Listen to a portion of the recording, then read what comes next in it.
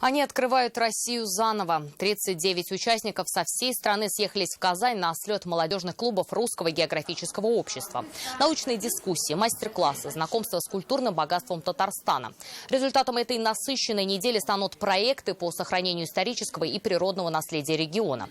На реализацию лучших туристических, краеведческих и экологических идей в 2020 году географам выделят гранты от 150 до 700 тысяч рублей.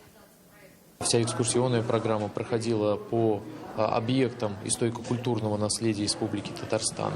Мы узнали очень много интересной информации как о самой республике, да, так и о том, что здесь сохраняется, как сохраняется. Это тоже опыт. Мой проект нацелен на сохранение природного богатства Тюменской области. Мне очень понравился такой объект, как Марьино ущелье. Мне хотелось бы, чтобы эту территорию использовали для рекреации. Делились, скажем так, природным наследием и культурным наследием своего региона. То есть вот представляли. У нас, наверное, самый известный бренд в Пензенской области – это усадьба Тархана, где Лермонтов провел свои годы. КСТБ и фирменный «Казан-чай» на Красной площади. В Москве открылся большой гастрономический фестиваль «Золотая осень».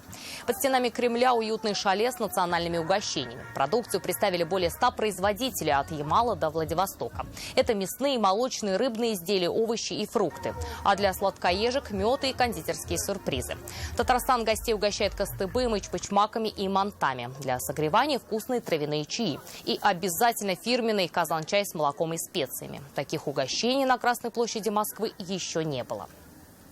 Татарская кухня, она славится, это мусульманская кухня, считается вообще. Очень я много чего купила.